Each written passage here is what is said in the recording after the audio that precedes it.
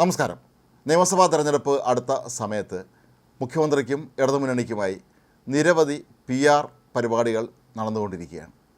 ഇതിൽ പലതും ഇതിനോടകം തന്നെ പൊളിഞ്ഞടുങ്ങിയ സാഹചര്യത്തിലാണ് സൂപ്പർ താരം മോഹൻലാലുമായി മുഖ്യമന്ത്രി പിണറായി വിജയനെ ഒരു അഭിമുഖം നടത്താൻ ഈ PR സംഘം തീരുമാനിച്ചത്. അതിൻ്റെ അടിസ്ഥാനത്തിലാണ് മോഹൻലാൽ തന്നെ നേരിട്ട് ക്ലിഫ് ഹൗസിലെത്തി മുഖ്യമന്ത്രിയായി നടത്തിയ അഭിമുഖം ഇന്നലെ സംപ്രേഷണം ചെയ്തത്. ഈ അഭിമുഖത്തെക്കുറിച്ച് ആദ്യഘട്ടങ്ങളിലൊക്കെ തന്നെ എല്ലാ കാര്യങ്ങളും അതീവ രഹസ്യമാക്കി വച്ചിരിക്കുകയായിരുന്നു.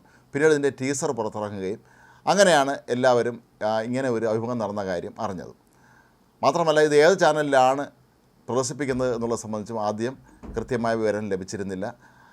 പിന്നീട് പല ചാനലുകളും ഇത് ആദ്യമായി തങ്ങളുടെ ചാനലിലാണ് വരുന്നത്, തങ്ങളുടെ എക്സ്ക്ലൂസീവ് ആണെന്ന അവകാശവാദവുമായി രംഗത്തെത്തുകയും ചെയ്തിട്ടുണ്ടായിരുന്നു. എന്നാൽ ഇന്നലെ ഇത് കേരളത്തിലെ മുഖ്യധാര മാധ്യമങ്ങളും ഓൺലൈൻ ചാനലുകളൊക്കെ തന്നെ സംപ്രേഷണം ചെയ്യുകയായിരുന്നു.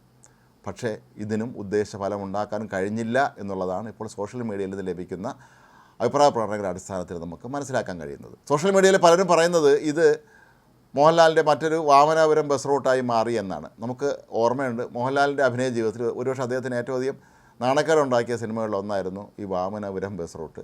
ആ സിനിമ പരാജയപ്പെട്ടു. മോഹൻലാൽ അതിൽ അവതരിപ്പിച്ച കഥാപാത്രമൊക്കെ തന്നെ ഏറെ പരിഹാസ്യമായി മാറുകയും ചെയ്തിട്ടുണ്ടായിരുന്നു. അത്തരത്തിൽ മോഹൻലാലിൻ്റെ വാമനാപുരം ബസ് റൂട്ട് പോലെ ആയിപ്പോയി ഈ അഭിമുഖം എന്നാണ് ഇപ്പോൾ പലരും ചൂണ്ടിക്കാട്ടുന്നത്. മാത്രമല്ല, ഇതിൽ യാതൊരു തരത്തിലുള്ള പുതുമയും ഈ അഭിമുഖത്തിന് അവകാശപ്പെടാൻ കഴിയുകയില്ല എന്നുള്ളതാണ് വാസ്തവം. പിണറായി വിജയൻ എന്ന മുഖ്യമന്ത്രിയേക്കാൾ ഉപരി, അല്ലെങ്കിൽ അദ്ദേഹം രാഷ്ട്രീയ നേതാവിനേക്കാളൊക്കെ ഉപരി പിണറായി വിജയൻ്റെ വ്യക്തിപരമായ കാര്യങ്ങൾക്ക് തന്നെയാണ് ഈ അഭിമുഖത്തിൽ കൂടുതൽ പ്രാധാന്യം നൽകിയിരുന്നത്. അതായത് മുഖ്യമന്ത്രി പിണറായി വിജയൻ വളരെ കടുപ്പക്കാരനായ ഒരാളായിട്ടാണ് പൊതുവെ അറിയപ്പെടുന്നത്. പക്ഷേ അദ്ദേഹം അത്തരക്കാരനൊന്നുമല്ല. അദ്ദേഹം വളരെ ലോല മനസ്കനായ, എല്ലാവരോടും വളരെ സ്നേഹമുള്ള, മൃഗങ്ങളോട് പോലും കാരുണ്യമുള്ള ഒരു വ്യക്തിയായിട്ടാണ് ഈ അഭിമുഖത്തിലുടനീളം തന്നെ ചിത്രീകരിച്ചിട്ടുള്ളത്. മോഹൻലാൽ മുഖ്യമന്ത്രി ചോദിക്കുന്ന ചോദ്യങ്ങളും അദ്ദേഹം നൽകുന്ന ഉത്തരങ്ങളുമൊക്കെ തന്നെ വളരെ നേരത്തെ പല അഭിമുഖങ്ങളിലും അദ്ദേഹം പറഞ്ഞിട്ടുള്ള കാര്യങ്ങൾ തന്നെയായിരുന്നു.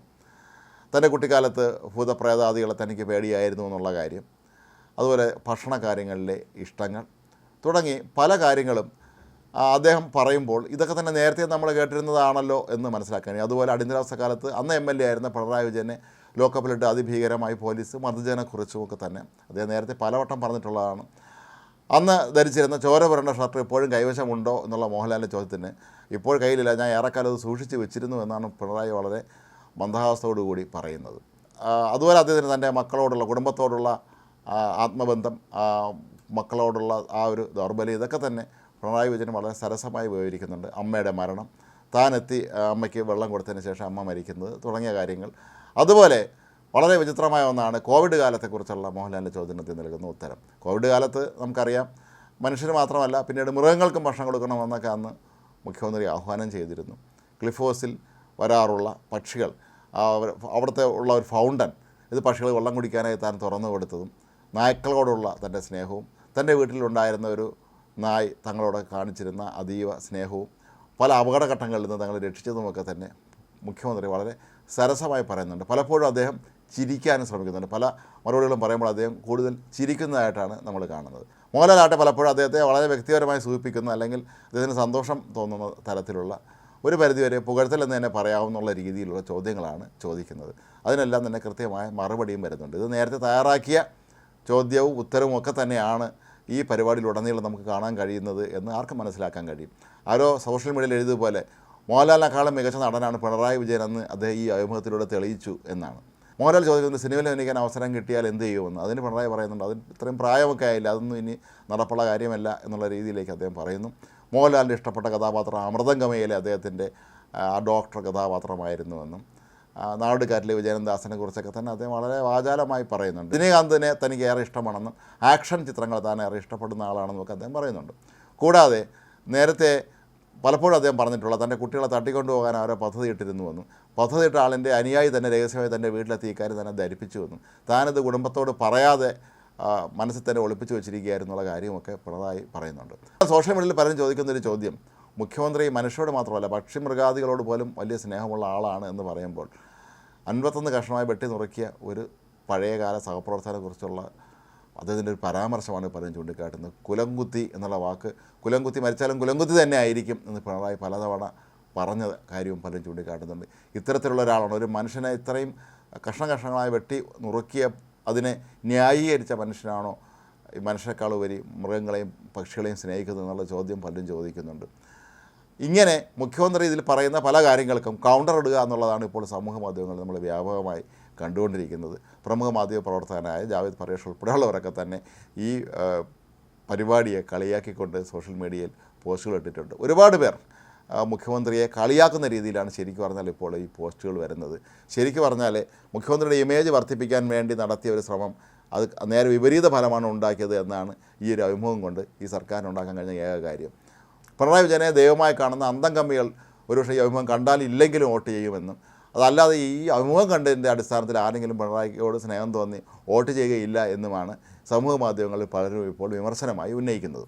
മറ്റു ചിലർ പറയുന്നതാകട്ടെ CPMൻ്റെ PR വർക്ക് നികേഷ് കുമാറിനാണ് ഏൽപ്പിച്ചിട്ടുള്ളത്. ഇനിയെങ്കിലും ആ നികേഷ് കുമാർ ഇതിൽ നിന്ന് ഒഴിവാക്കണം, കാരണം ഇയാൾ കാണിക്കുന്നത് മുഴുവൻ ഫൗളായി മാറുകയാണ് എന്നാണ് മറ്റു ചിലർ ചൂണ്ടിക്കാട്ടുന്നത്. അതുകൊണ്ട് മറ്റ് സോഷ്യൽ മീഡിയയെ കുറിച്ച് ധാരണയുള്ള ആരെങ്കിലും PR വർക്ക് ഏൽപ്പിക്കണമെന്നും, നികേഷ് കുമാറിനെയാണ് ഈ PR വർക്ക് മുഖ്യമന്ത്രി ഏൽപ്പിക്കുന്നതെങ്കിൽ ഇത് കൂടുതൽ ഡാമേജ് ഉണ്ടാക്കാൻ മാത്രമേ അത് സഹായിക്കുകയുള്ളൂ എന്നുമാണ് മറ്റു പലരും സമൂഹ മാധ്യമങ്ങളിൽ വിമർശിക്കുന്നത്.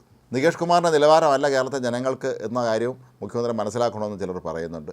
കഴിഞ്ഞ 10 വർഷക്കാലം ഈ സർക്കാർ എന്തൊക്കെയാണ് ജനങ്ങൾക്ക് വേണ്ടി ചെയ്യുന്നത്, ഇനി അടുത്ത 5 വർഷം വീണ്ടും ഭരണം ലഭിച്ചാൽ നിങ്ങൾ എന്തൊക്കെയാണ് ചെയ്യാൻ പോകുന്നത് എന്നുള്ള കാര്യങ്ങളെക്കുറിച്ച് ആണ് അറിയാൻ കേരളത്തിലെ ജനങ്ങൾക്ക് താല്പര്യമുള്ളത്. പക്ഷേ അതിനെക്കുറിച്ച് ഒന്നും പറയാതെ, അതല്ലെങ്കിൽ അദ്ദേഹത്തിൻ്റെ ജീവിതത്തിലെ വ്യക്തിപരമായ അദ്ദേഹത്തിൻ്റെ ഇഷ്ടാനിഷ്ടങ്ങളും കാര്യങ്ങളും മാത്രം ഉൾപ്പെടുത്തിക്കൊണ്ടുള്ള ഈ അഭിമുഖം ഒരു തരത്തിലും മുഖ്യമന്ത്രിക്ക് ഗുണം ചെയ്യുകയില്ല എന്ന് തന്നെയാണ് ഇപ്പോൾ പലരും വിലയിരുത്തിയിട്ടുള്ളത്.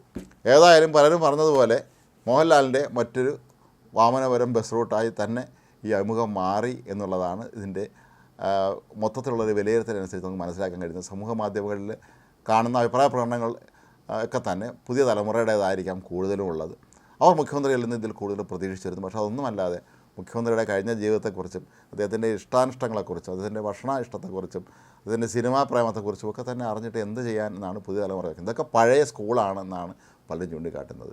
ഇനിയുള്ള തലമുറ, പുതിയ തലമുറ ആഗ്രഹിക്കുന്നത് ഈ മുഖ്യമന്ത്രിക്ക് ഭാവിയിൽ കേരളത്തിന് വേണ്ടി എന്തൊക്കെ ചെയ്യാൻ കഴിയും, കേരളത്തിൻ്റെ വികസനത്തിന് എന്തെല്ലാം ചെയ്യാൻ കഴിയും, കേരളത്തിൻ്റെ ഭാവിക്കായി അല്ലെങ്കിൽ ഞങ്ങൾക്ക് തൊഴിൽ ലഭിക്കാനായി എന്തൊക്കെ ചെയ്യാൻ കഴിയും എന്നുള്ള ഒറ്റ കാര്യവും ഈ മുഖ്യമന്ത്രി അഭിമുഖത്തിലൊന്നും പറയുന്നില്ല എന്നാണ് പറയുന്നത്. മുഖ്യമന്ത്രിക്ക് മൃഗങ്ങളോടുള്ള സ്നേഹം, അദ്ദേഹത്തിൻ്റെ വീട്ടിൽ വളർത്തുന്ന ഒരു വലിയ വലിപ്പമുള്ള ഒരു പട്ടിയൊക്കെ കാണിച്ചിട്ട് ഇതൊക്കെ എന്ത് നേടാനാണ് എന്നാണ് പലരും ചോദിക്കുന്നത്. എന്താണെങ്കിലും നികേഷ് കുമാറിൻ്റെ അടുത്ത PR പരിപാടിയും പൊളിഞ്ഞടങ്ങി, കിണർ ഗവൺമെൻറ്റിൻ്റെ ഒരു PR കൂടി പൊളിഞ്ഞടങ്ങിയിരിക്കുന്നു എന്നാണ് ഈ കോൺഗ്രസ് ഹാൻഡിലുകളൊക്കെ തന്നെ പലരും കളിയാക്കി പറഞ്ഞിരിക്കുന്നത്. ഏതായാലും മന്ത്രി വീണ ജോർജിൻ്റെ ആശുപത്രി വാസവുമായി ബന്ധപ്പെട്ട് സർക്കാരിനുണ്ടാക്കിയ ഡാമേജും മാനക്കേടുമൊക്കെ മുഖ്യമന്ത്രിയുടെ ഈ അഭിമുഖം കൂടി എത്തുന്നതോടെ ഇരട്ടിയായി മാറി എന്നാണ് ഇപ്പോൾ സോഷ്യൽ മീഡിയയിൽ വരുന്ന ഒരു പൊതുവികാരം.